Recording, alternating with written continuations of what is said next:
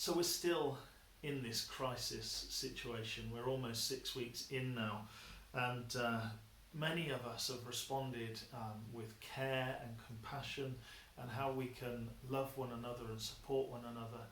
Perhaps we've been making phone calls or writing letters and cards, sending gifts and things like that, and just checking in on one another. And that's been really encouraging to hear of so many stories.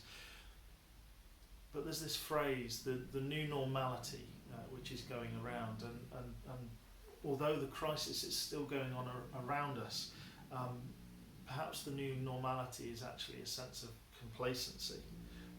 Maybe we're learning how to cope in our new situation, how to deal with the everyday.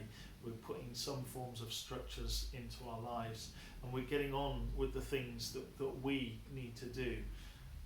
And I find that, for me at least, it's very easy to sort of get on with the practical things and to slightly do less in my ways of caring, and I'm feeling really challenged by that today.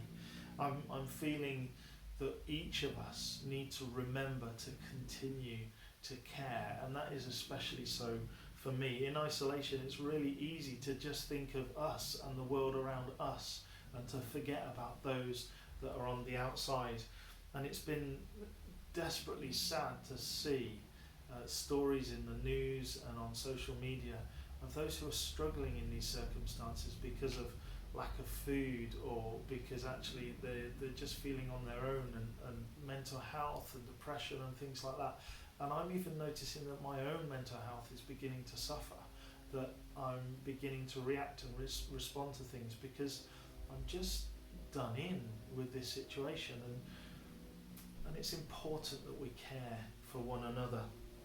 I'm reminded in James chapter 1 verse 27 that it says, religion that is pure and undefiled before God the Father is to care for the orphan and the widow in their distress, and to keep oneself unstained from the world. And it just got me thinking that there are so many widows and orphans the world over, and it's heartbreaking to see the news articles of some of them saying how they're going to starve because their kitchens are empty, and how we respond to that is a huge challenge, and we can give to aid organisations and do charity fundraisers, and we should be doing that, and I'd encourage you to if you're able to do that. But equally, there are people in our own communities, and I was thinking that this the orphans and the widows is actually taken on a new meaning. It's almost a metaphorical meaning, in the sense that many of us in this day and age have become widows and orphans by our circumstance, that we're disconnected, separated from those that we care about, those that we love, from our families, from our friends, from those who we regularly socialise with and enjoy spending time with. And so I just want us to be encouraged and inspired to make sure that we're continuing to care for one another. You know, it's as simple as making a phone call and just saying, hey, I'm thinking of you, are you okay? It's as simple as writing a letter or posting a card that just says, we love you.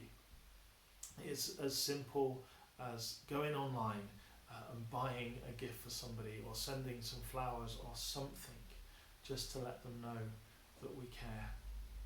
For some, their only source of human contact is a wave through a window, or a phone call that they might get. Let's make sure that we are caring for one another in this time of distress. Let's not be complacent, but continue to show care and compassion. I wonder what you'll do. Please share your stories and your ideas. It's not out of pride or arrogance, but it might encourage others to do something similar. It might give others an idea that they hadn't had before, that in ways that we can care. Do share. But stay safe, and may you be blessed by God in this time. Goodbye.